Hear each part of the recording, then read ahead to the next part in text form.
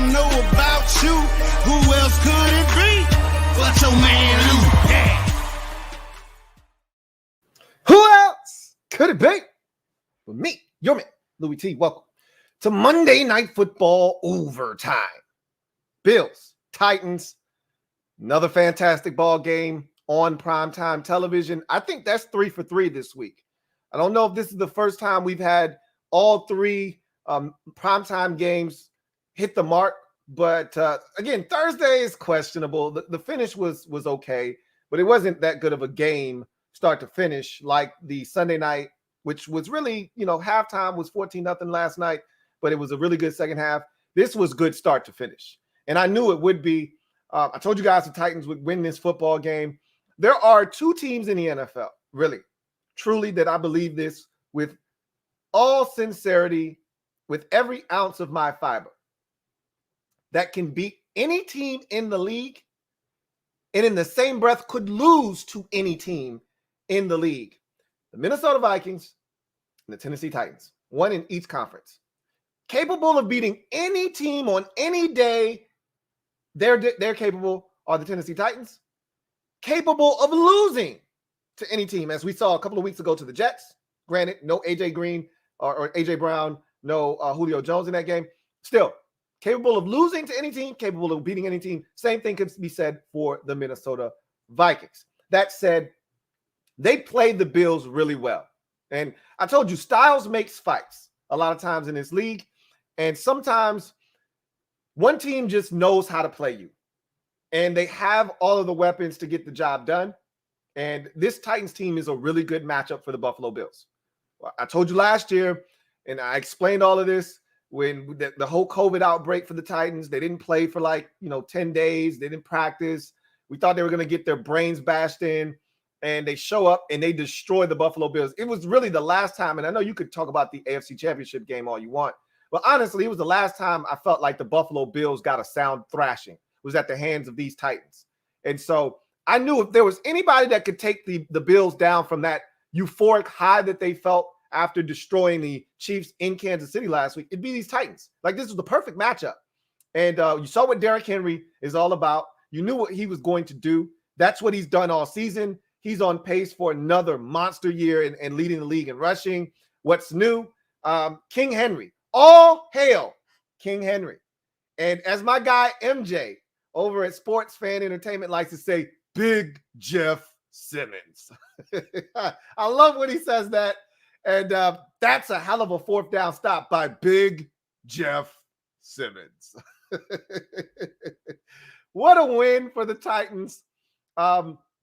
What a big, momentous win for the Tennessee Titans. And you know what? If you're the Buffalo Bills, it sucks. It's a loss. You're fine. I don't think any differently of this Bills team. I still think they're the best team that the AFC has to offer right now. I told you, don't count out the Kansas City Chiefs. I'm not going to sleep on them. I still think they ultimately win the AFC West division when it's all said and done. But I still think the Buffalo Bills are the best team that the AFC has to offer right now until somebody proves otherwise. I do think there are question marks about their defense. I think their defense is actually really good. But tonight, they just met a matchup that's not a good matchup for them. And it's tough on anybody because of what Derrick Henry does to your defense. You have to come down. You have to honor his ability to, because once he hits the second level, you're in trouble. We saw that. I've never seen a guy that big never get caught from behind. I've never, ever seen Derrick Henry get caught from behind, ever. College, NFL, nothing. I imagine. And this guy was one of the most dominant high school players in high school football history. Okay, not for his state, in history. I doubt that anybody caught him from behind in high school either. I need some tangible evidence to believe it because I haven't seen it. In the SEC, where we know these guys are world-class athletes and can fly, nobody could catch him at Alabama, and nobody has caught him in the NFL from behind. It just doesn't happen. When he explodes and accelerates, it's otherworldly. It's like anything I've ever seen in my life. A guy that big running that fast with nobody being able to catch him, angle or not. The stiff arm is legit. He added another guy to the stiff arm club tonight in Mario Addison. And so you just have to respect that. You can't just say, oh, well, we'll handle that with 7 in the box. No, you can't. And then when you bring the 8th defender up, if that 8th defender doesn't stay in his proper gap and run fit, it's off to the races. And he's got one-on-one with the safety. Good luck with that. We saw how that went tonight. Poor angle by the safety, off to the races, touchdown. So Derrick Henry presents a problem. Now you got to bring your linebackers up. Now everybody's falling for play action fake. The Titans do it so well. Usually they go boot off of it. The Bills actually did a tremendous job tonight of defending the boots. But that solid, just simple, turn around, stick it in the belly, pull it back out, turn your back to the defense, turn back around. Here comes A.J. Brown across the middle of the football field. You can't defend that when Derrick Henry has 100 and whatever yards on essentially 3 carries in the game. 76, a 20-yarder, and then, the touchdown run at the end. Like that, he had 100 yards on 3 carries, essentially. The rest of the game, they pretty much bottled him up. But that's Derrick Henry. You think you got him, but you don't got him.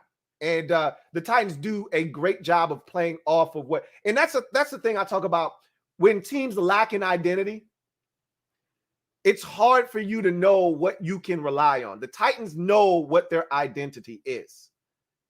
They know what their identity is. What really hurts them is when their receivers, A.J. Brown, Julio Jones, injured himself again tonight, left the game with a hamstring injury, did not return in the 4th.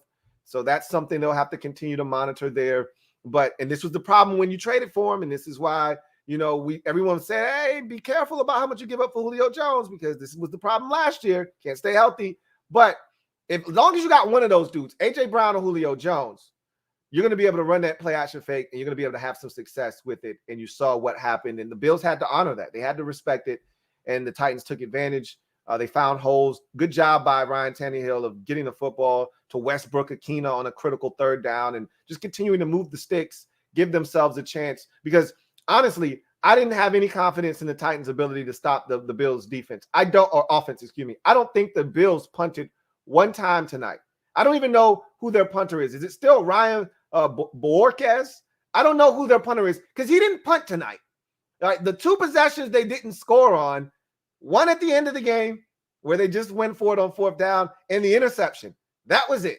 They scored on just about every other possession tonight. I think they did punt one time because I remember Chester Rogers getting hit by his own guy. So I think they did punt once. That might be it. So I said all of that to say this. I had zero confidence at 34-31 that they were going to stop the Bills from getting at least a field goal. This game, at minimum, is going to overtime. But I said, what's stopping the Bills from getting down there and getting in the end zone and winning this game? But they got the stop when they had to.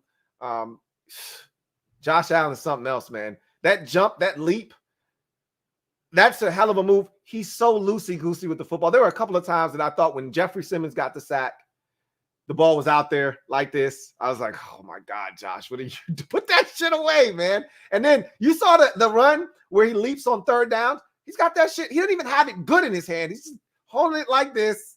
And he's not even holding it with a tight grip around the center of the ball. He's got like the top of the ball, which some quarterbacks actually throw with their hands more so towards the top of the football. But anyway, the ball's out there, and the Titan defender actually went for the ball, but Allen lifted his arm up, and then he had to grab him around his waist because he jumped. So, he scares me every time he runs, but he had those boys moving down the field again. And if he doesn't slip, he's going to get it. I'm not second guessing the decision to go for it on 4th down there. I don't think anyone should second guess Sean McDermott there. I would have done that 10 times out of 10. I got Josh Allen. He's 6'5". He's a load to deal with. He falls forward. He gets the 1st down, but he slipped first before he could fall forward. And then he fell down. And then again, great play by Big Jeff Simmons, as my guy MJ likes to say. So they made the plays when they had to make them, did the Titans. They got lucky a couple of times. Allen didn't see some guys in the end zone. And, they were a couple of stops. I thought where this game was won was early in the game when the Bills were dominating on the offensive side and Tennessee was finding it tough to get their footing offensively.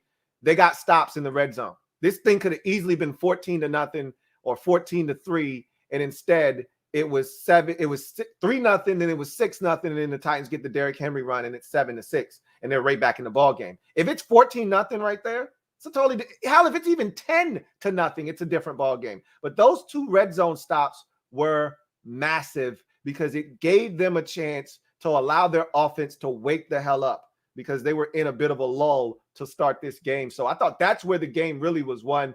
The interception, great pressure by Danico Autry to force the errant pass. He got a piece of that football as Allen was trying to throw it. Great play by Kevin Byard, their all-world safety. I know he's had some, iffy games here and there, but the guy's still one of the better safeties in the league. And that was a hell of an interception there because that was no guarantee. The running back was still right there. He still had to go and take that football, and he did. Really good return to set them up in a position to score. And so the Titans made some plays. They made timely plays in this football game.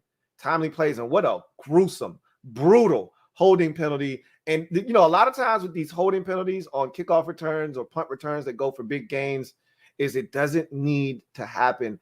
If he lets that guy go, that guy looks like he's every bit of 265. What is that guy going to do? Let him go. What is he going to do with Isaiah McKenzie, who's running full speed? This guy just came off of contact. You think he's going to just rev it up from 0 to 5, 0 to 100 in one step? Let him go. But guys don't think that way. You're engaged, a guy's getting away. You just got to hold on. You just got to pull the cloth a bit. That's a game changer. Game changer. But big win for the Titans, as I mentioned. If I'm the Bills, it sucks. Very winnable football game. But I don't change the way I feel about the Buffalo Bills. Still think they're the best team in the AFC after that one. What says you out there? Love to hear from you guys. Let's get to the comment section. What a ball game. Bills, Titans, 34-31. And you want me to tell you something crazy? One more thing. So I play in my weekly pick'em pool. Obviously, you guys know that.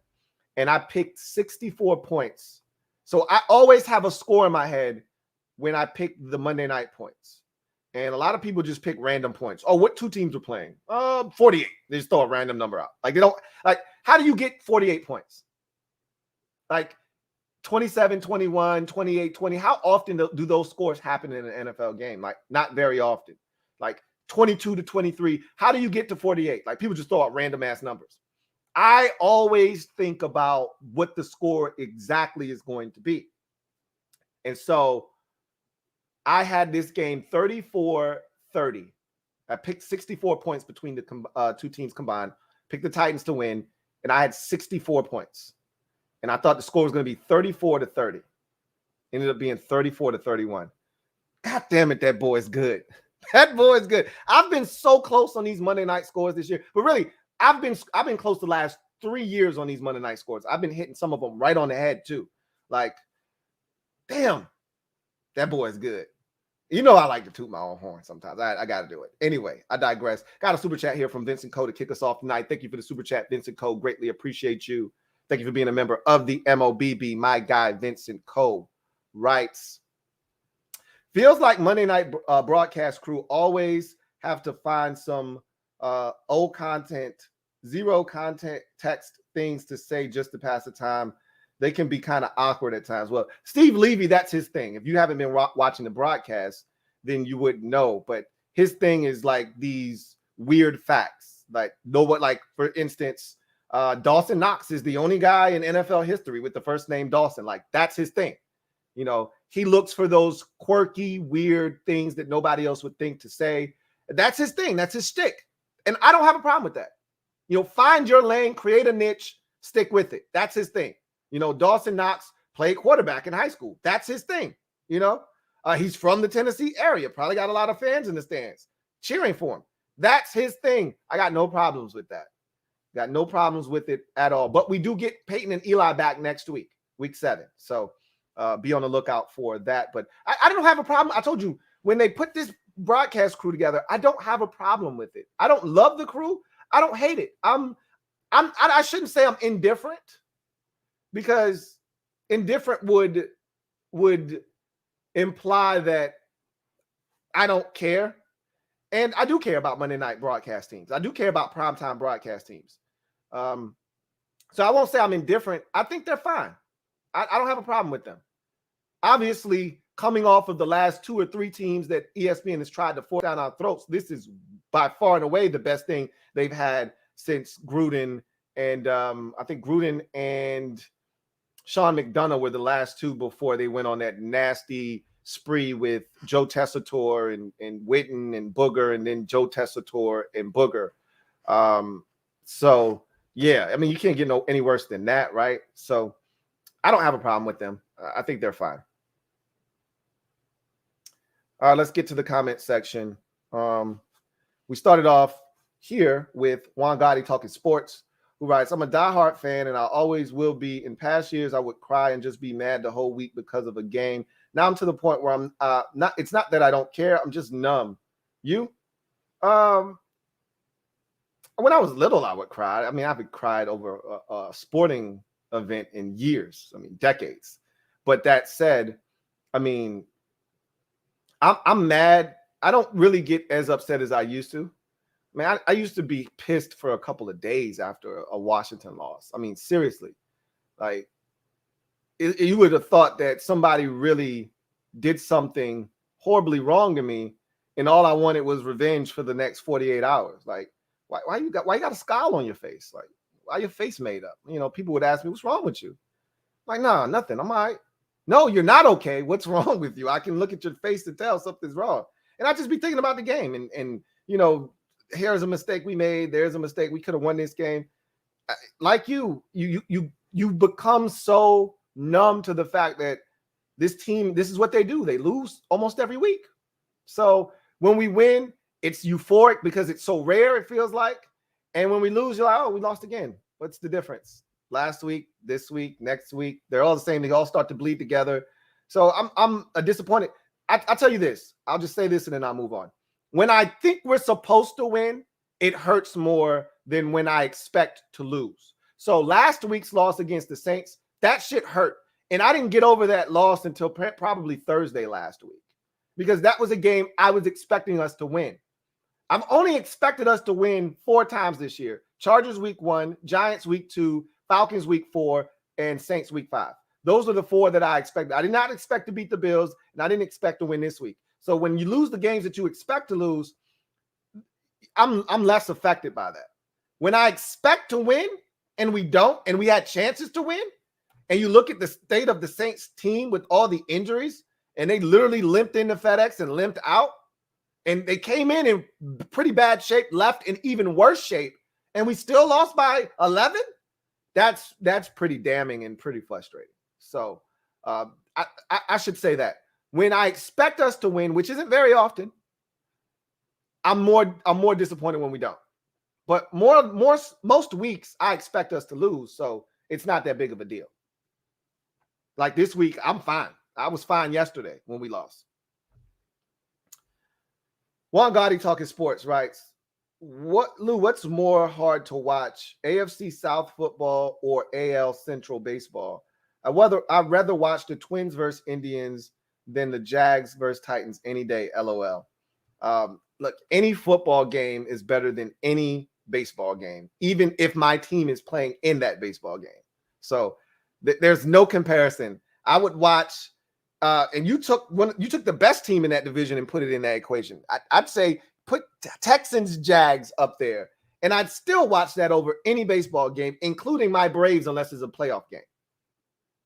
Baseball is so slow, and I grew up playing baseball. I love the game. I love playing it, but it is a tough watch.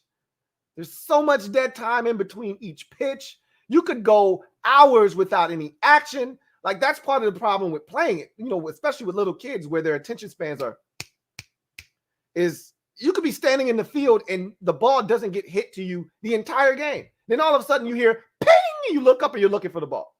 But I'd watch any football game over any baseball game, period. End of discussion.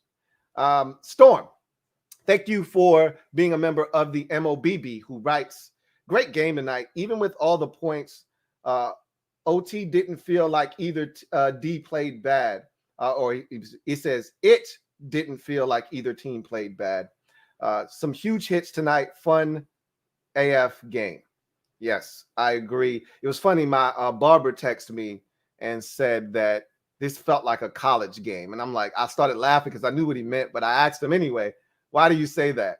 And he's like, because it's just back and forth. You score, I score. You score, I score. And that's exactly how this game was. Like, and I don't want to say it's because there was no defense.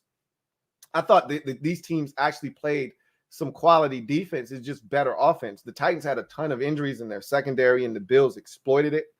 And I thought they actually got good pressure on Josh Allen. I thought they had a nice coordinated rush against him. I thought their defensive coordinator put together a good game plan as to where to blitz, how to keep him in the cup. I mean, you didn't see a lot of Josh Allen scrambles in this game. Really, you didn't, because they really did a good job of rushing him inside out. And then they also did a really good job of when they brought blitzes from the outside, they came from his right side, forcing him to flush to his left, where he's less comfortable extending and making a play. So I just thought it was a really well organized and constructed game plan. But, you know, even when you have a well constructed game plan against an elite quarterback, they're still going to put up 30 points against you. And that's what Josh Allen did tonight. Still had a hell of a football game, still threw for well over 300 yards. But they made him earn it. They made him earn it. And he took advantage of some opportunities against a banged up secondary.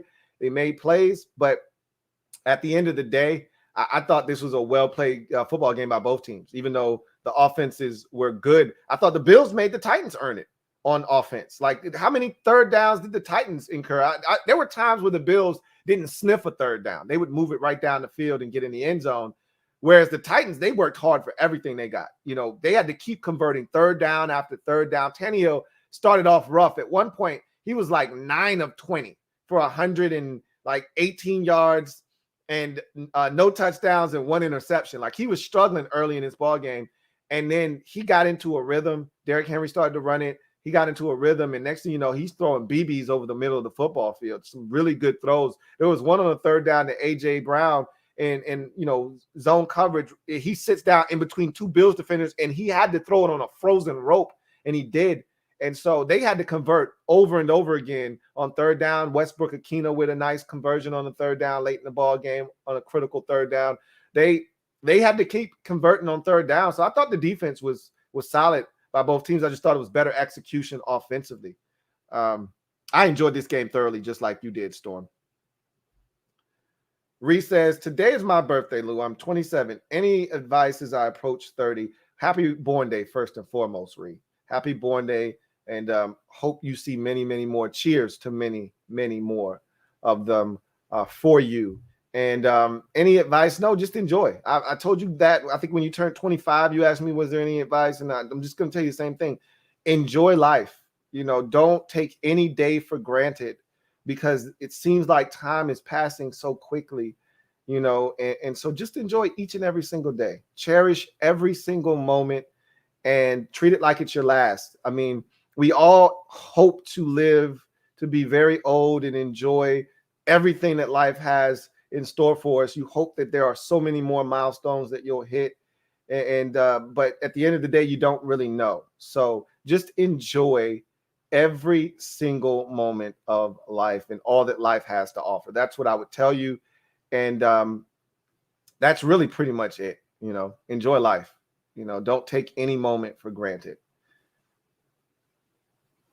Niners fan says, damn, that Titans defense absolutely stepped up when they had to have it. Absolutely. I couldn't have said it any better. I mean, they were getting shredded for most of this game, but they made 2 big plays, really 3, because they got a punt. Like I said, they forced a punt of Buffalo when Chester Rogers got run into by his own man. And that was huge because, if I'm not mistaken, the Bills were up 20. I think the Bills were up 31-24 at that moment. And they got the field goal to the Titans, but they were still down 4, and they needed the football back. And that's when they got that defensive stop and forced them to punt, and that's when they ended up going down and getting the touchdown. So they stepped up when they had to. Those final 2 drives of the game defensively, it wasn't pretty, but they got stops. They got off the field on a 3rd and 17. And they got off the field on the 4th down, down by the end zone, and they got the stops when they needed to, and they forced the one turnover from Josh Allen that was huge and critical to get them into the end zone there. So they made plays and they got stops, like you said, when they had to have it at the most critical junctures of the football game. The Titans defensively stepped up and made plays. How about Long? Man, he was everywhere. Loved him coming out of West Virginia as a linebacker. David Long Jr. was just fantastic tonight. My goodness, he was everywhere. Guy was flying around, number 51, for those of you keeping score at home. Man, he was everywhere. One guy talking sports. Everyone in upstate New York just had a heart attack when Allen jumped like that. Sean M. went for it, just didn't get it. Huge win for the Titans. Anytime you see your quarterback airborne like that, it's scary. Because if he comes down wrong, it's a shattered clavicle. He's done for the season. Like, you never want to see your quarterback in the air like that. But that's the moment of the game where you want your quarterback laying it out on the line. I don't want him doing that in the first quarter on 3rd and 7. I don't want him doing that in the third quarter on 3rd and 4. But in the fourth quarter of a one-score game with less than a minute to go on 3rd and 4, that's what I want my quarterback doing. I want him selling out to try to get the win. So it's scary, but Josh Allen's a big dude, man. Big dude, and almost got it. It was close. I thought they were going to look at it. They didn't even look at it. I was shocked because I thought it was a play worth looking at. I thought he was short. I thought it was the right spot. When you look at the marker, and ESPN had a great shot of the marker straight down the line and where he hit the ground and the ball went out of bounds. He was short by about a half yard, but I thought they would look at it, but maybe that's why they didn't look at it, because they had that tight shot showing you exactly where he fell, and it was a really good call on the field. For as long as they took with a lot of these flags and things of that nature tonight to make a call, I was shocked that they didn't look at that. It was such a big play in the game, but I thought they got it right anyway. So Storm writes, why on earth would you run quarterback sneak on that 4th down? In my opinion, terrible call, and the Bills got what they deserved. I would have probably called the same thing. You got a timeout, so if you get it, which who doesn't think Josh Allen is going to get a quarterback sneak again? I would have done the same thing. I actually was shocked because initially Allen comes out in gun, and I'm like, what are you doing? Don't snap this ball out of gun. Go under center and quarterback sneaking. I'm screaming for a sneak. So we have differing opinions there, because I want to sneak that. I don't want to turn around and hand it to my back, because you give up an opportunity for easy, penetration, and all of a sudden he's short. I don't want to get in the gun. I don't want to snap the ball 5 yards backwards just to run it forward, a half yard. The easiest way to pick up a half yard, and again, you've heard this adage, old adage many a times. I feel like it's true. If you can't get a yard in that situation, you don't deserve to win the football game. Simple as that. You should be able to get a yard on a quarterback sneak with a 6'5" quarterback who's big, physical, and strong. You should be able to get a quarterback sneak. Brady never fails on those things because he gets low. Brady's 6'4". So it's not like Allen's too big to quarterback sneak. Brady's 6'4", and he gets down. There's an art to quarterback sneaking. Josh Allen way too damn high. Then he tried to get low, and that's when he fell. Because on the first one, if you remember, when they were down there the first time and he got stood up by a Titans defender when he tried to go off tackle with the sneak, he was too high. So this time he tried to get low. And he slipped. His foot slipped from under him. And then Jeffrey Simmons, big Jeff Simmons, was able to get him. And that was all she wrote. It was a gutsy call, but I don't think it's one that should be second guessed. If I'm Sean McDermott, I do that 10 times out of 10. You're going for the win there, not for the tie.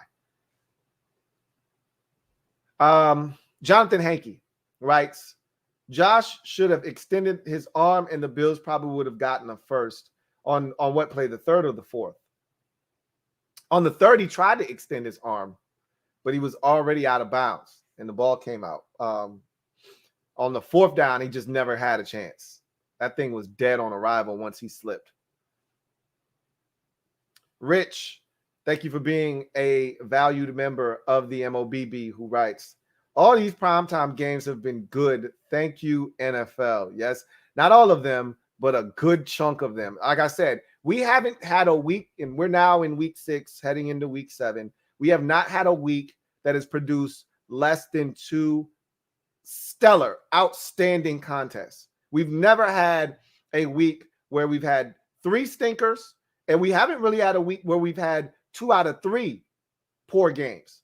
It's either been 2 out of 3 or all 3 have met the criteria for outstanding games. And really, this week, like I said already at the top, I don't think all 3 of these games constitute great football games. I mean, anybody that watched that Thursday night game will tell you that that game was not a good football game until the end. But I think all 3 of the finishes were spectacular. And the Sunday night game, again, if you went to sleep at halftime, you're thinking, okay, the Steelers are going to dominate the Seahawks. It was 14-0. The Seahawks look lifeless. And that game goes to overtime with a crazy, regulation finish.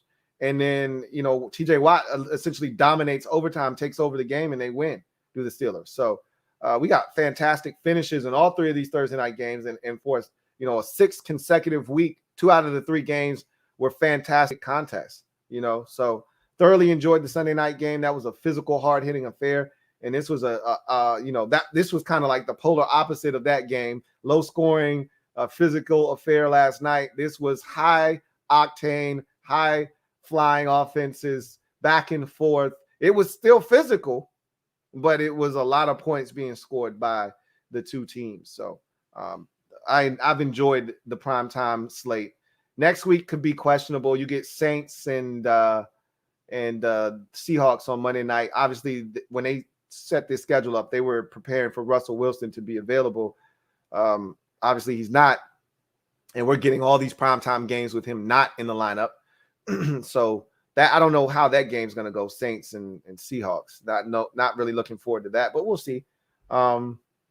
Thursday night, I know the Browns are playing. I don't remember who they're playing, but I know they're playing on Thursday Night Football.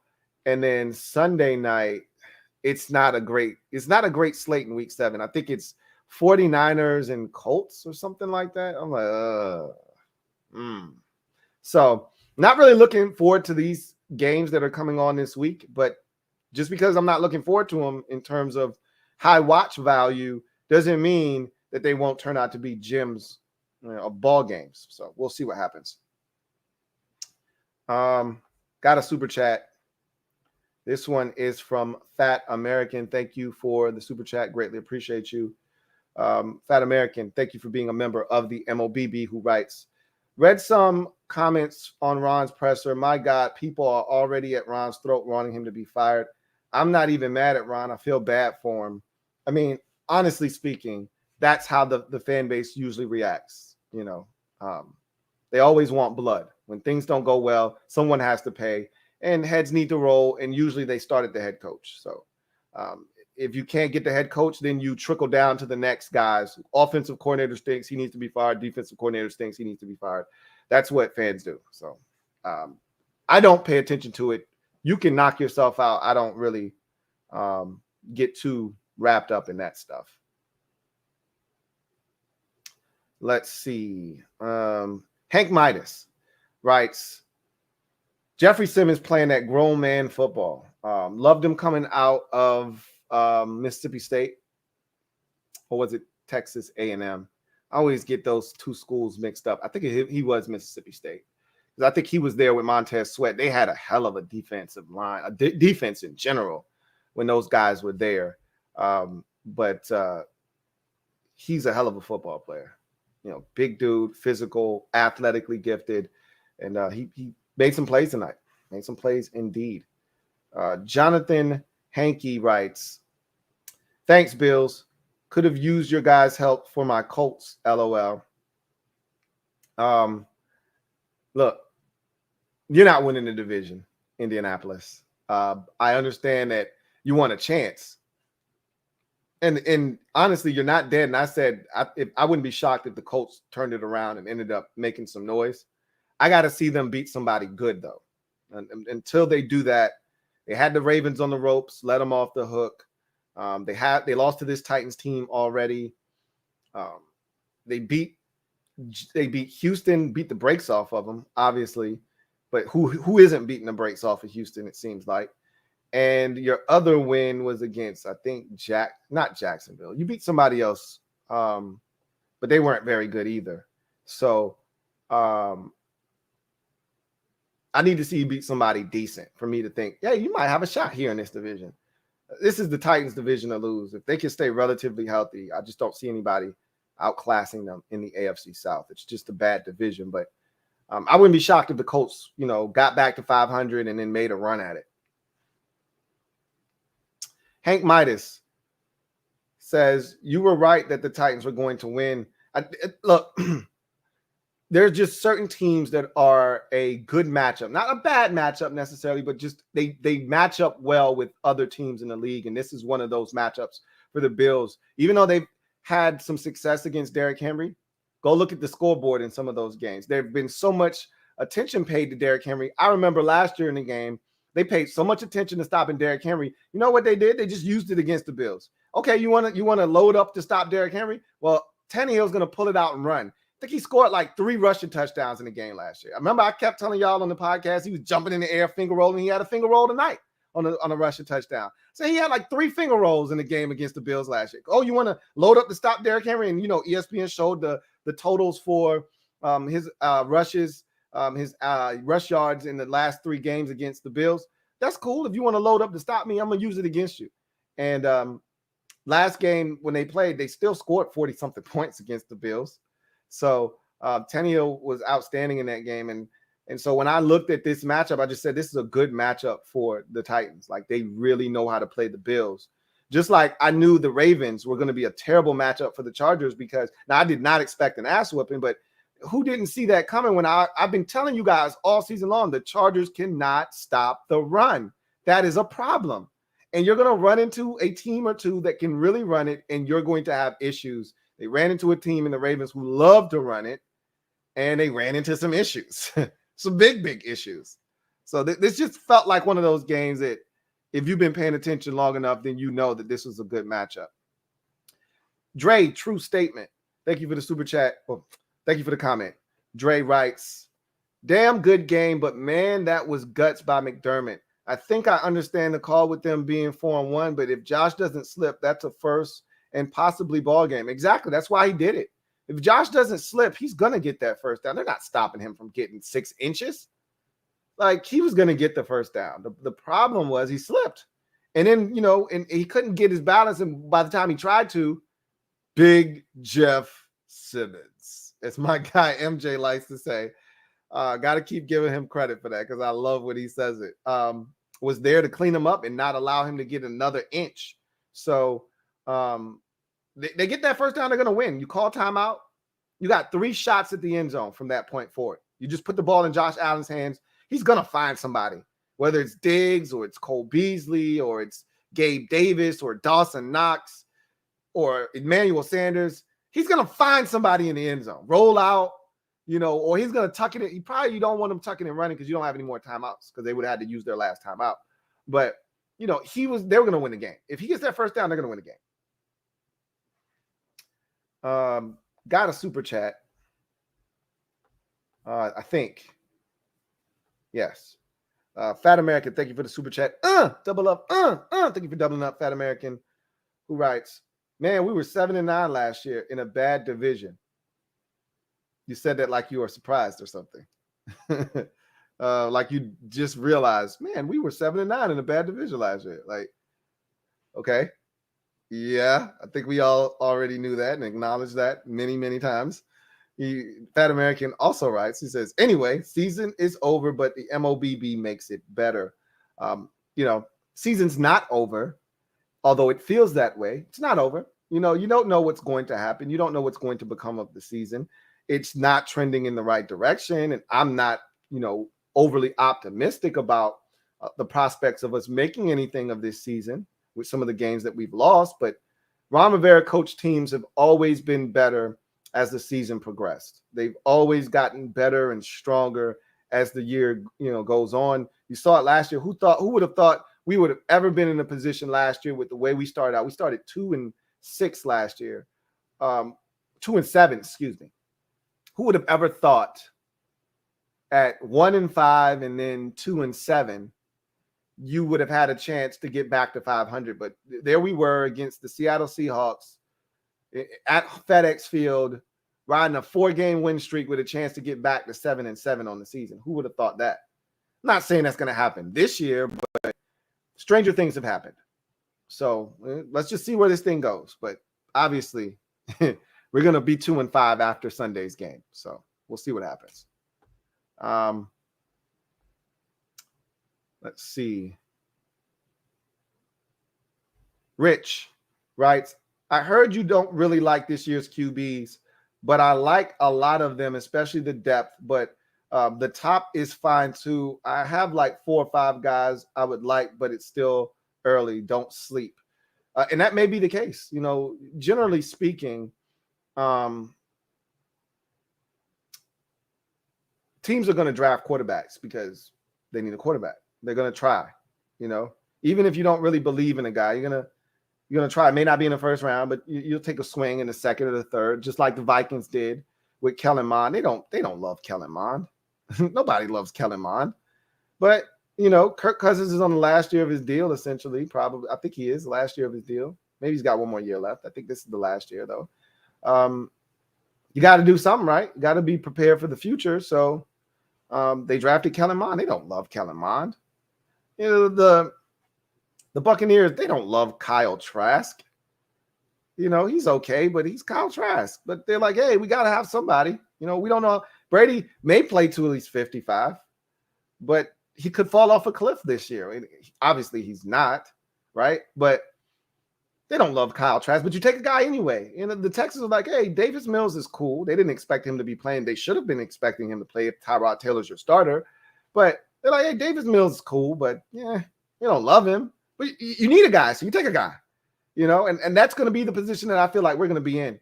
Like, you know, Sam Howell's cool. We don't love him, but we need a guy, so we'll take a guy. It's hard for me to get excited about that. You know, it's hard for me to get behind, you know, taking a guy in the second or the third round and hoping that he turns into Dak Prescott or Kirk Cousins or something like that. It's hard for me to get excited about that, or Russell Wilson. You know, it's rare to take a guy in the third round and have him turn into Russell Wilson or Dak Prescott. So good luck. You know, teams that usually don't even have good success with second round quarterbacks. Andy Dalton was that. Derek Carr is that. But that's rare too. I mean, look around the league at the teams that have elite quarterbacks, or even that next tier down. They're all first round quarterbacks. So I don't love this draft. But again, I haven't done the work either for me to just definitively say it's trash. I'm just telling you, I've watched most of these guys for multiple years. So I have working knowledge of what their skill set looks like. But again, watching the film is totally different than just watching them in a game, you know, in passing. That's not the same thing. So I could be wrong about this draft class. I don't think I am, but we'll see. Reese says, huge win for the Titans. Lou, this could set a tone for the rest of the season. Their season has been rocky so far. You know, I would take rocky 4-2. You know, yeah, they lost to the Jets 2 weeks ago, but they're 4-2. They could easily be 5-0, or they couldn't be 6-0 because they got ramrodded in week 1 and steamrolled by the Cardinals. But you shouldn't lose to the Jets. But as I mentioned at the top of the show, there are 2 teams in this league that I think are fully capable of beating anybody or losing to anyone. And the Titans are that team in the AFC, and the Minnesota Vikings are that team in the NFC. Good enough to beat anybody, bad, but can play down to the level of their competition low enough to lose to anyone as well. Big win for the Titans, as you mentioned. But momentum, as we know in this league, sometimes can be fleeting. Go see the Bills. They were riding a high. I mean, an all-time high with Josh Allen at the quarterback position after doing what they did to the Chiefs last week in Kansas City. Like, that was sort of like, you know, slaying a dragon of sorts. And then they come back this week, and they didn't lay an egg or, you know, have a dud by any stretch of the imagination, but got knocked off their horse a bit. Now they got to get back on, and they'll be just fine. I think I got a super chat here. Yes, I do. Got one here from Fat American. Thank you for the super chat. Greatly appreciate you. Fat American writes, no, I pointed out the record because folks acting crazy. Yeah, but that's why you shouldn't, really put too much stock into it, because those are the fans that thought we were going 12-5 before the season started. And if you thought we were going 12-5 before the season started, then you were being irrational from the jump. So if you're irrational before the season starts and then things don't go well, you're going to act irrational because your first initial opinion was irrational to begin with. So that person isn't really someone that is going to have rational thoughts. So you're really fighting a losing battle, is essentially what I'm trying to tell you. You thought this team was just going to jump from 7-9, playing a really bad schedule last year, to anything north of 10, then, and 10 was pushing it. They would have to have everything go right to get to 10. We're not talented enough for that. I think a lot of us, including myself, overrated our talent. I think we did do that, but the injuries have been a problem. We still don't know what this offense really looks like at full strength because we've never been fully healthy this year. So it's hard to really say what the offense's true potential is because we haven't seen it, and the defense has just been a massive disappointment. But anyway, thank you for the super chat. J Mart, thank you for the super chat. Greatly appreciate you, and thank you for being a valued member of the MOBB, who writes, Lou, E-Man San is like Harold in the NBA, #hustle. E-Man San is he's one of those timeless treasures, man. Like a guy that just finds a way to always make himself relevant. He's like an NBA shooter. You can always, for years, JJ Redick was like a hired gun. You can always use a shooter, a floor spacer. And, at the end of his career, JJ Redick was getting like $17 million just to be a floor spacer. Go to if you think you got a chance to win a championship, we'll add JJ Redick. The 76ers did it. The Pellies thought they were going to make a move, so they go get JJ Redick. You're like, that's what E-Man San is. He's like a hired gun. You think you got a shot, you need one more receiver, add E-Man San to the mix. That's what the Saints did last year. Didn't work, but that's what they did. That's what the 49ers did. They almost won the Super Bowl 2 years ago. Added E-Man San to the mix. He was open. Jimmy Garoppolo missed him. I'll never let it go. Jimmy G missed him late in that game when they needed it. He was behind the defense by 2 yards. And now the Bills are like, hey, we need another guy. Even though they got 60 of them, we need another guy. And E-Man San's there, and he was open tonight. Fat American, thank you for the super chat. Greatly appreciate you. Who writes, unlikely to happen. Would you be for getting Matt Ryan? Now I'm good on Matt Ryan. I don't think it'll happen though. I think his contract is still a little bit too much for the Falcons to move him. I know it was a problem. Like they couldn't move him this year. They tried to move him this year. I think he was making like 37 and it would have escalated to like 46 or something crazy like that. So I don't know what the contract situation for Matt Ryan looks like next year. And if his contract is tradable next year, but they still don't have a guy. So you can't trade Matt Ryan and not have a guy unless you trade him and you get a pick that's going to allow you to get a guy. So I don't see him going anywhere, but you never know. Again, I didn't expect, Matthew Stafford to be traded this offseason or Russell Wilson to be rumored to be traded or Deshaun Watson to potentially be available. Like I didn't see those things happening and they did. So you never know. You never, ever know. Let's see where we left off. Right here. Atlas says, glad the Titans won. Bills got a bogus PI when they threw it 5 yards short, and I'm tired of QBs taking advantage of the rules to do stupid dives or hurdles they should get clocked for. I don't have a problem with quarterbacks throwing it up for grabs and defenders. If you don't look back, that's your prerogative. You deserve to get a PI. As far as, quarterbacks taking advantage of rules, they do. You're not wrong in that assessment. I think they tightrope the sidelines because they know if they are close to out of bounds and they get popped, they're going to get a flag more likely than not. Like Mahomes is notorious for this. He'll ease up right around the sidelines, so you don't want to hit him, and then he'll just tiptoe down the sidelines and get an extra 5 yards. He's like, you son of a bitch. Then when you clock his ass, you know he's getting a flag. So I do think that quarterbacks abuse the rules. They really do. Like I saw Sam Darnold do this last year. I don't know if you guys remember this on a Thursday night when he was with the Jets. They were playing the Broncos on a Thursday night. And remember, we didn't know Sam Darnold had okay, I shouldn't speak for you. I didn't know Sam Darnold had real wheels. So Darnold takes off up the middle of the football field. He acts like he's going to slide. The defender eases up, and then he takes off and ends up scoring a touchdown. I'm like, come on, man. You can't let dudes get away with that shit, man. Then when you clock his ass when he's about to slide, you want to know why dudes are getting, flagged and fined and ejected from games because dudes are setting me up. He acted like he was going to slide. I eased up, and then he took off on my ass. So I do think that the quarterbacks do take advantage of the rules, and I think there should be a little bit of a crackdown on that. That said, got no problems with PIs being called when dudes don't look back. You don't look back for the football. I got no sympathy for you. Zero.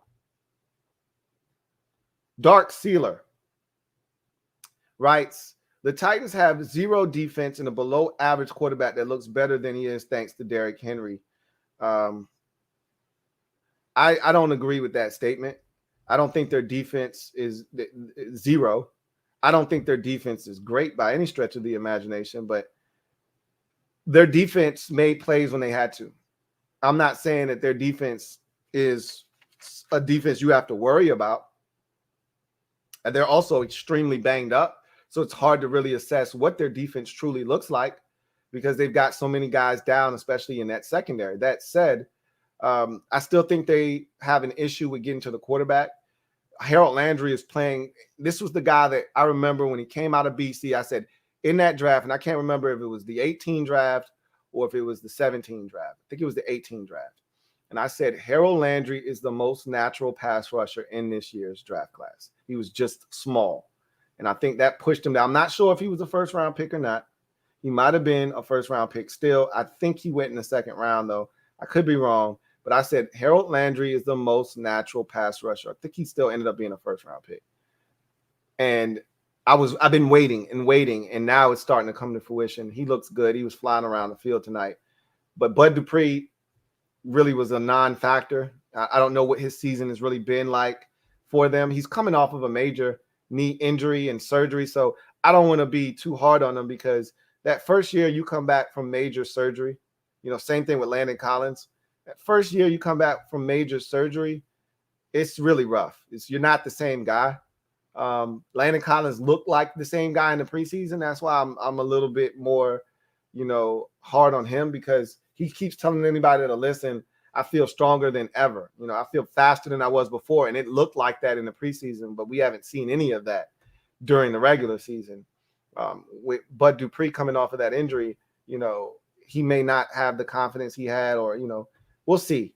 But the Titans defensively, they've got some guys, but I still think that the lack of dominant pass rush, even though they've got some dudes that, and I like what Danico Autry has brought to the table. I know what Jeffrey Simmons can do, and Harold Landry is playing some big ball. If they can get anything out of Bud Dupree, they may have something up front. Tierre Tart has played well at times. They got some stuff. I think the secondary is a problem, though.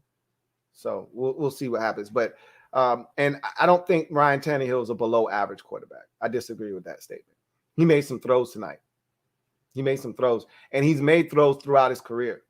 So I don't agree with that statement at all. Does Derrick Henry make Ryan Tannehill's job a lot easier? You're damn right he does. This is the perfect spot for Ryan Tannehill. You put him on another team without the crutch of a run game. No, he's not as good. But that's why he's in Tennessee, and that's why they have him as their quarterback, and that's why they signed him to an extension, because he fits what they want to do. There aren't many quarterbacks in the league that throws a better deep ball than Ryan Tannehill. Like, he fits what they want to do off of play action fake. This is what he was supposed to be coming out of Texas A&M. I did all the homework on Ryan Tannehill. Now, I'm not going to go down this road because I've done this multiple times, but I did all the homework on Ryan Tannehill because I thought Mike Shanahan was going to draft him in that 2012 draft. We were at 6. I thought Robert Griffin III was going to go second behind Luck like he did. And I thought the third quarterback off the board that year was going to be Tannehill, and that was going to be us. And I was fully prepared, and I thought Mike was fully prepared to take Ryan Tannehill. And he said he was fully prepared to take him until they made the deal to get up to 2 to get Robert Griffin III.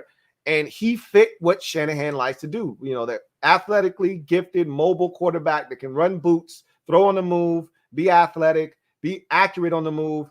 Tannehill has all of that stuff, you know? And so he fits perfectly in what the Titans do. So he's not an elite quarterback. You can't put him in situations where he's got to put a team on his back to win football games. But that's not what he's supposed to do in Tennessee. So I agree. He's not below average. I think he fits their system perfectly. And he made throws tonight when he had to make throws in some big third down critical situations. He came through for them. And I like Ryan Tannehill as a quarterback. Derrick B.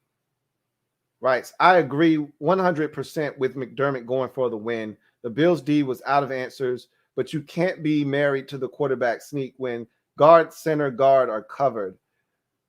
You don't have to be married to it, but it's the safest play. You know what I mean? Had Allen just dove over the top. First of all, if he doesn't slip, he's going to get the first down. I'm pretty sure of that. Okay. I can't be 100% certain, but I'm pretty sure if he doesn't slip, he's going to get the first down. But that said, he could have easily went Drew Brees over the top, stretch it, pull it back.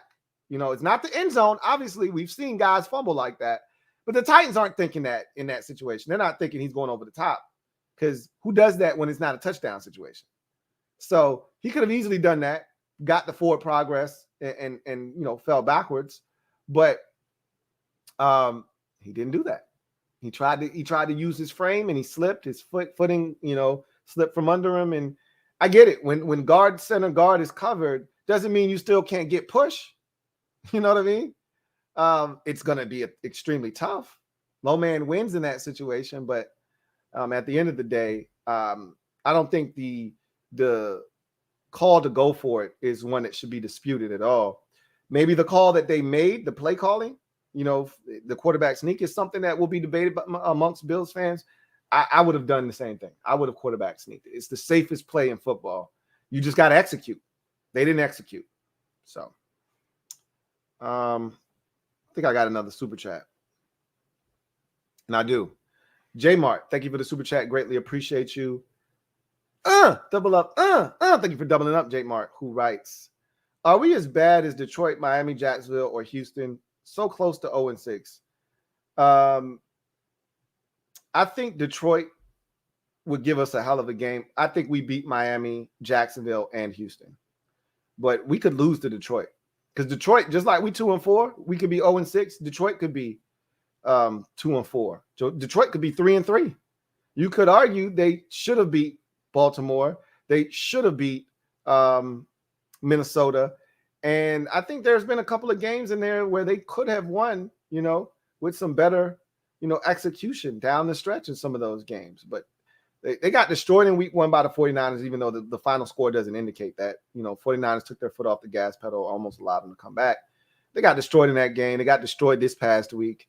But they've been in some ball games, man. They've had a chance. They had a chance against Chicago, even though they fell behind early in that game. They had ample opportunities to come back and beat the Bears. I think we're in that neighborhood, though. I mean, Jacksonville's a 1-win team, Miami's a 1-win team, and Houston's a 1-win team, and Detroit's a 0-win team. We're only 1 game better than 3 of those teams. So, yeah, as Ron continues to say, you are what your record says you are until you prove otherwise. The Colts are 2-4. Does their 2-4 look like our 2-4? No, it doesn't. But if they're as good as their record indicates, moving forward, they'll continue to win, and their record will reflect what they are as a football team. If they start to lose ball games and that record gets to 2-5 and 2-6, no, they're really a 2-6 ball club. But I think we'll see in these next coming weeks as the competition lightens a bit and they get healthier, the Colts are going to win football games, and their record will reflect that this is not a bottom third of the league type of team. Whereas I think we're probably right there with Miami, Jacksonville, Detroit, and some of these other bottom feeder teams. I mean, we're 2 wins. It's still early in the season. Still a big cloud, a big portion of the league's teams are between 2 and 4 wins, right? If you're at 0, you stink. If you're at 1, you might have had some tough luck, but you stink too. If you're at 2, could have had some tough luck. You could easily be 0-6. You could easily be 4-2. You say we could be 0-6. We could easily be 4-2 right now as well. It goes both ways. We're probably right where we're supposed to be at 2-4. Not 0-6, not 4-2, but in the middle, 2-4. That's probably where we need to be. It would be even better if we were 3-3, which is what we probably should be. But we're not, because we're not good enough. Monty Jackson, either Monte or Monty. I'm going to just go with Monty Jackson. Stand up, Monty. You are officially in the building as a brand new member of the MOBB. Glad to have you, Mob. You know what to do. Show Monte some love. Really appreciate you joining the MOBB and look forward to chopping it up with you, Monty Jackson. Welcome to the squad. Let's see where we left off at. I think we were right about here. Big Blue Rising writes, the Bills need stronger safeties. Power and Hyde are too small. Not Power. That's probably your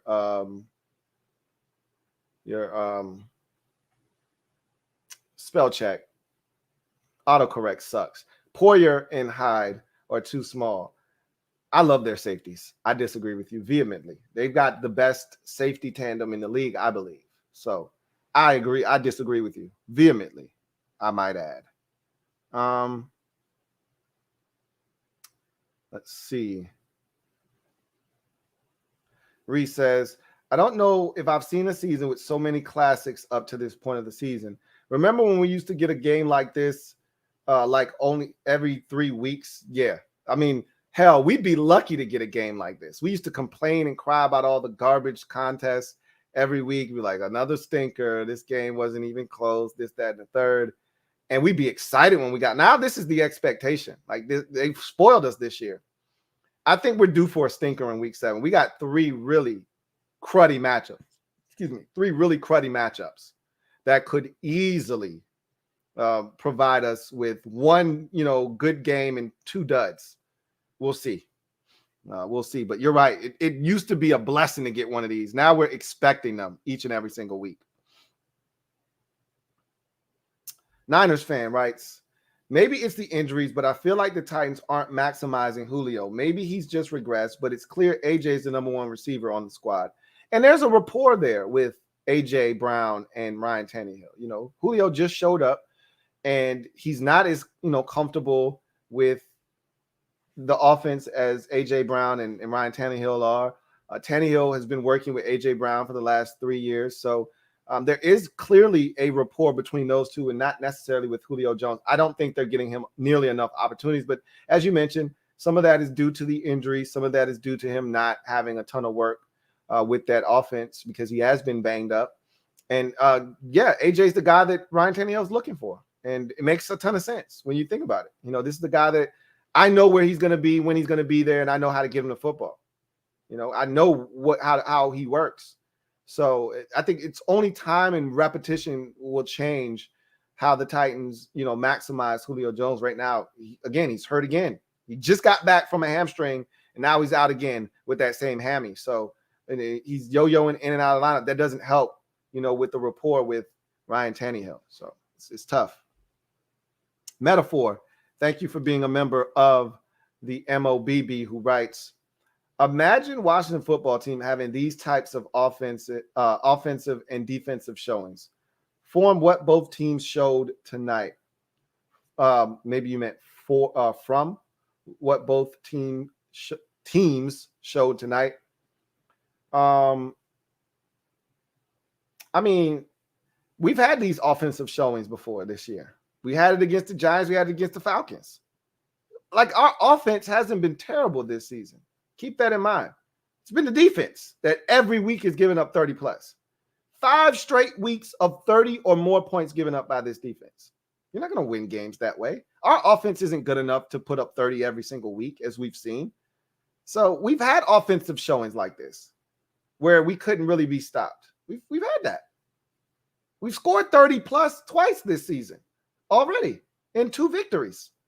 So we're capable of that offensively, just not consistently, obviously, and not defensively. We're not capable. And neither of these teams defensively did much of anything tonight. I mean, this looked like the Falcons game we played in. This looked like the Giants game we played in. At one point, I think the Bills scored on, like 5 straight possessions. And I think the Titans at one point scored on 5 straight possessions. So, I mean, we've seen these games before.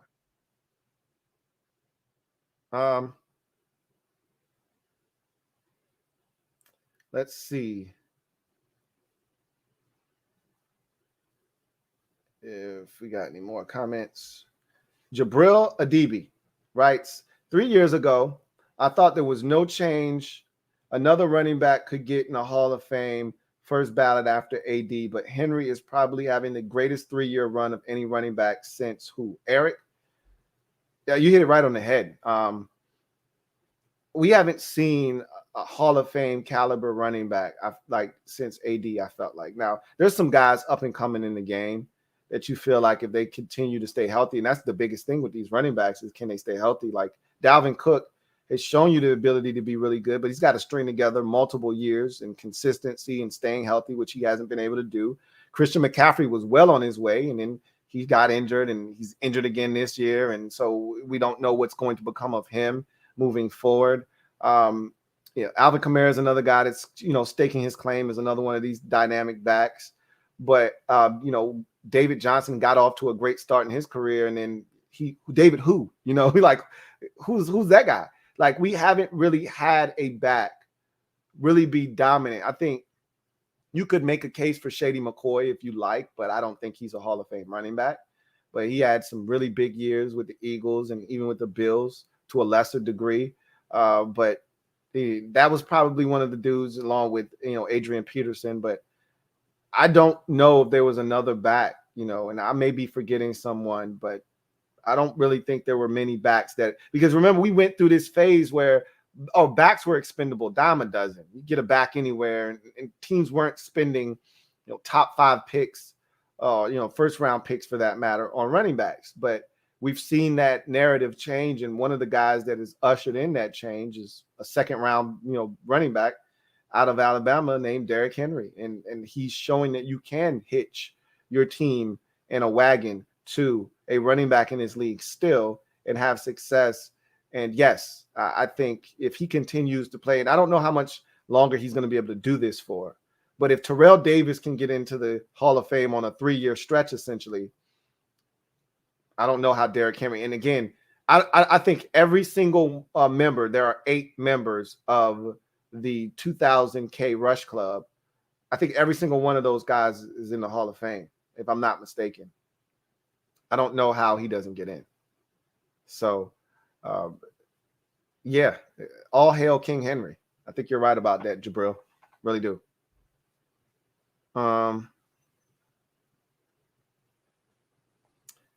Dre, True Statement, writes, did we just watch a pre-AFC championship game? And why is Henry such a cheat code? #damn. Because he's so damn big and so damn fast. That's why he's a cheat code. And he puts in the work, though. You saw it, and anybody that's on social sees this guy working out. But they showed you a couple of clips of him working out. He puts in the work in the offseason to be able to put his body through the beating. And I hate when people say stupid shit like, oh, Derrick Henry loves contact. No, he doesn't. Nobody does. Nobody wants to get hit. Derrick Henry would much rather have a run like he did tonight for 76 yards, where the only contact he faces on that play is running into a blocked defender and bouncing off of him and getting into the end zone. Nobody wants to be taking physical shots for a 2-yard gain, oh, he loves the contact and loves to wear defenses down. I think he'd much rather run through big gaping holes and stiff arm people. But that said, he's taking a beating this year because they've given him the rock, but he trains his body to be able to withstand the punishment of the upcoming season. I think he does a phenomenal job of taking care of his body and putting himself in a position to get 30 carries a week. So he's an animal, man. He's a grown-ass man and a beast. Did we watch a preview of the AFC Championship game? I don't think so. Because I think the Bills will ultimately be there. I can't say the same for the Titans.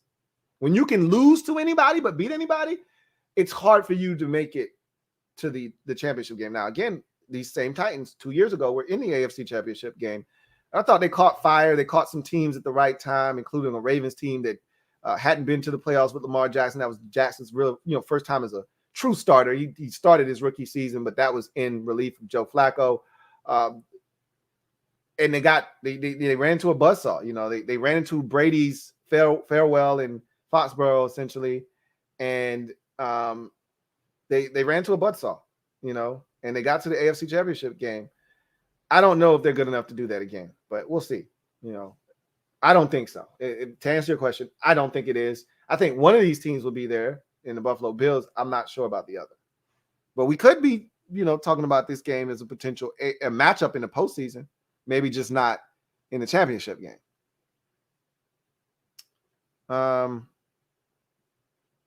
See, I think I got another super chat. I do. I got two, actually. One here from Storm. Thank you for the super chat. Storm, double up. I think it's a double up. Might actually been one of your other comments and now a super chat. Either way, really appreciate you, Storm. And thank you for being a member of the MOBB once again, who writes, AFC is extremely competitive this year. Insane year. Well, it was super competitive last year, remember? You had a 10-win Dolphins team not get in the playoffs. Were they 10 or 11 wins last year? Like, the AFC was ridiculous last year, where it was Cleveland, Indy, and Miami, three teams vying, and Baltimore, 4 teams vying for 3 spots. It was crazy. The AFC was crazy last year. And it ended up being Cleveland, Baltimore, and Indy getting in, and the Dolphins were on the outside looking in. So it was super competitive last year. It's going to be super competitive again this year. And I don't know, what's to become of the NFC, because we thought, oh my God, the NFC West is going to be crazy. And now Seattle's fallen on hard times. The 49ers aren't what we thought they were going to be. And it's really just it's a 2-man race out there now. Yeah. The Vikings are coming alive, but they're still just like these Titans. They're still the Vikings, and they could next week lose at home to Jacksonville, and they don't play Jacksonville next week. But I'm just saying they're capable of doing that. And Jacksonville's on a bye week because they played in London. I'm just throwing that out there. For instance, like, that's who Minnesota is. You get excited about them one week, the next week they wet the bed. So you don't really know what the NFC North is all about, other than Green Bay. And same thing could be said with the NFC South. I mean, we know what Tampa is, clearly, but what is, I think Carolina's shown us their true colors. They're not ready. Sam Darnold is clearly not the guy, and they're going to have to find a quarterback next year, more likely than not. But what about the Saints? Well, who are they? They're going to get a ton of guys back after this bye week. Michael Thomas may actually be back after this bye week. They'll get, half of their offensive line back after this bye week. They'll get Traquan Smith back, more likely than not, one of their top receivers back after this bye week. They'll get a ton of guys, one of their edge rushers. They'll get a bunch of guys back after this bye week. They could be a totally different team for all we know. So still a lot of question marks. We know the NFC East stinks again, except for Dallas. So I think the AFC is clearly the stronger conference top to bottom, but we'll see what happens at the end of the day.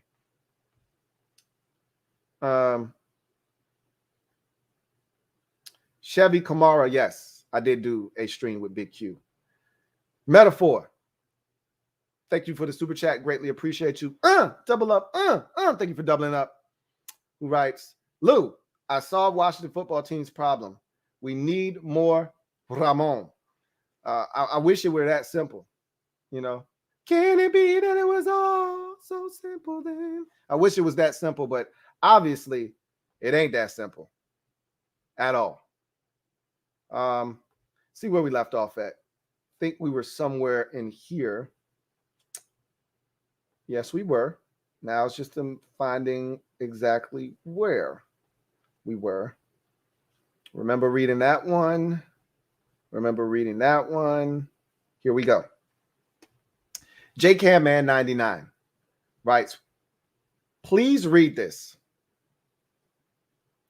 Lou, as a Bills fan, I am disappointed because I truly believe we were the better team tonight. We had no business losing this game. I'm sorry. You were the better team, but just because you're the better team doesn't guarantee you a win in the NFL, and you've been watching football long enough to know that. You should be disappointed because you should be 5-1 right now. You should be 6-0, to be honest with you. You were up on the Pittsburgh Steelers, and now that we know their offense is god-awful, you had no business losing that game at home either. You should be undefeated right now, but you're 4-2. This shouldn't change the way you feel about this Bills football team, other than the fact that you let one slip on the road and you hope that this doesn't come back to haunt you when we start talking about, best records for this and that and home field advantage here or there. I don't think the Titans are going to be in that conversation. But again, what this proves is that while the Bills are really good, they still aren't necessarily ready for prime time quite yet. While we know they're really good, and I still think they're the class of the AFC right now, they still can be beaten. But this is why it's important to try to get home field advantage. You know what I mean? So you don't have to go. And even though a lot of Bills fans showed up there, and I thought the Titans fans were there. They were loud. They were raucous. I just love Nissan Stadium on Monday nights. There's something about that stadium on a Monday night that it's just a good environment. I like that stadium for whatever reason. Anyway, you should be disappointed. This is a very winnable game. Very winnable game. But it's not like you just lost to the New England Patriots or the Miami Dolphins or, a team that you should definitely beat, but you just played sloppy and you lost. You played well tonight and you just made a mistake or two here or there, and the Titans capitalized. I'll just tell you this. If you score on one of those two first possessions where you settle for a field goal, you win the game. They made plays, you did not. And I've told anyone that will listen for, I don't know how long I've been doing this and when did I start saying it, but for as long as I can remember, and as long as I keep doing this, I'm going to continue to say this: field goals don't win games, touchdowns do. You want to lose a game, the fastest way to do that is to find ways to not get in the end zone and settle for field goals in the red zone. And tonight, I don't know how many trips you made to the red zone. I would guess 6. I don't think there were any big strike touchdowns. Oh, well, you did have the one to Cole Beasley. So I would say 5 trips to the red zone. You were 2 of 5. 2 field goals and a failed 4th down conversion. That'll get you beat every single time. You want to go right to a stat when a game is high scoring. You want to go straight to a stat that'll lead you straight to the victor. Go all the way down until you find turnovers. You can stop right there. Well, it was a wash tonight. Each team threw an interception. So then after that, go straight to red zone offense. And I guarantee you that'll tell the story. The Titans, I think they were probably like 3 or 4 tonight, maybe. Henry had the 76-yard run. So I think they were 3 or 4. Let's look. Why guess? I'm going to say the Bills were 2 of 5. And I'm going to say that the Titans were 3 or 4.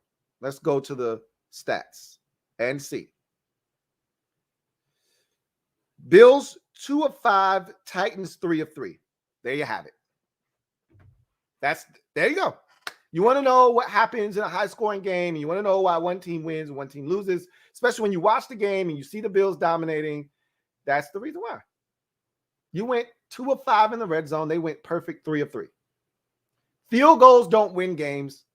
Touchdowns do. And I actually thought, and I didn't think it would come back to haunt you because they couldn't stop you, but I actually thought, I'm like, man, Sean's being a little conservative tonight. Y'all had like a 4th and 4, and you ended up kicking like a 52-yarder with Bass. And, he's a good kicker and he's capable of making it. And Tyler Bass banged it home. But I'm like, why are you not going for this? They can't stop you from getting 5 yards. It's pitch and catch. But the Titans are like, we can't kick this field goal. They went for it on 4th and 2, and they got it. Excuse me, we can't kick a field goal here. We kick a field goal, we're gonna lose the game. And they knew that. They knew certain teams you play in this league, field goals ain't gonna get it done this week. That's why I was so disappointed in Ron Rivera's approach. Even though the defense was playing well, going into the game, and we can't settle for field goals and expect to win this week. We playing the Chiefs. I don't care how bad they're struggling, they still capable of scoring 30 like that. You got to score touchdowns this week to win. You playing Buffalo, they're the highest scoring team in the league this season. And I bet you it's not even close. They probably are outscoring the rest of the league. Maybe Tampa's right there. So I shouldn't say it's not close. I think Tampa's probably right on their heels. Those are the two that are out there. Arizona might not be that far behind, but Tampa and Buffalo are probably the two teams that are out there in terms of points per game. But we know these boys can score, okay? They putting up 40 damn near every week, it feels like. So I can't settle for field goals, and I can't be a bitch on 4th down. If it's 4th and 2, 4th and 1, we're going to have to roll the dice if we are in Bill's territory. He rolled the dice. They got the first down. They end up scoring a touchdown. That's how you win in games like this. Y'all decided, we can kick the field goal. That's cool. And I didn't think it was going to come back to haunt you, at the time, because y'all were moving the football. But I thought at some point this defense is going to get a stop. You never did in the second half. You never got a stop. Credit that Titans offense. J-Mart writes, Lou, I'm with you on the Washington football team Saints game. Hurt because we knew we weren't going to beat KC or Green Bay. Last week was discouraging because we looked so bad in the second half, and that we did. Reese says, I discovered Tom's secret, Lou. Why he's so good for this long. It's his brain. He is the cerebral assassin. He doesn't beat you physically. He beats you mentally. He's just smarter. That's all fine and dandy. There are a lot of smart guys. Peyton Manning might have been the smartest quarterback in NFL history. Your body has to be up to the task when you're 45 years old. So, yeah, he's really smart. Peyton Manning might be even smarter than him as a quarterback. That's not what's going to keep you in the league for 45, at the age of 45. His body being in pristine tip-top shape and him, whatever that TB12 is, whether it's legal or not, that's the shit. Him dedicating himself to eating right and working out and doing this and doing that. That's why he's in the league. That coupled with what you said. But it's not that alone.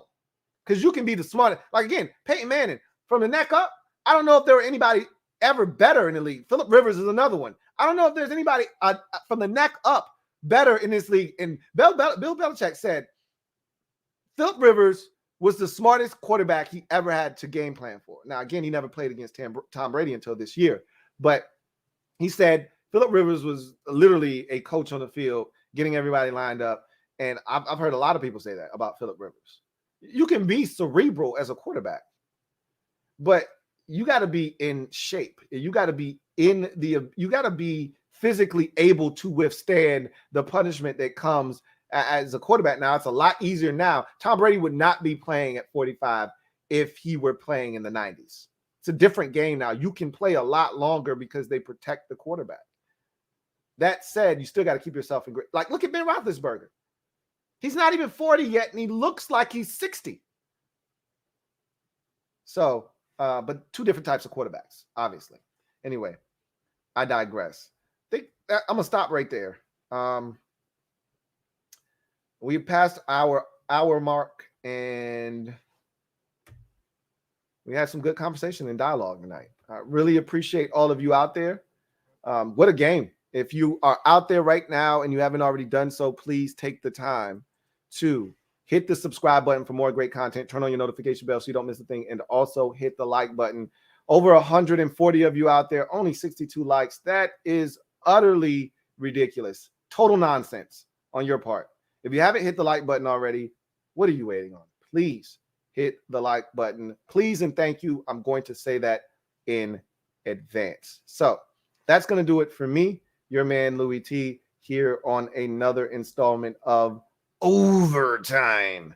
We got 3 dandies this week. This caps off week 6, and boy, did it do it with a bang. Titans and Bills, 7 lead changes in this ball game, including the 7th and final by the Titans with just a little over 2 minutes to go, or 3 minutes, I think, in the ball game. And came down to the very end. Bills going for it on 4th and inches from the Titans 4-yard line, 3-yard line inside the Titans 4. And just coming up short is Josh Allen slips and then is tackled by big Jeff Simmons on 4th and inches to preserve the victory for the Titans 34-31. I think they said the 7 lead changes on Monday Night Football ties a record for the most lead changes on a Monday Night Football broadcast. So, wow, what a game, what a game, what a game. Titans and Bills both leave this game at 4-2. So, get off the bench, get in the game, and kick it with me, your man, Louie T. Until next time, you should see me tomorrow for the Louie T Network podcast. We'll break down all of the week's action and start to turn our attention to next week. I'll see you tomorrow. Thank you guys for joining me. God bless and good night. LouieTeeNetwork.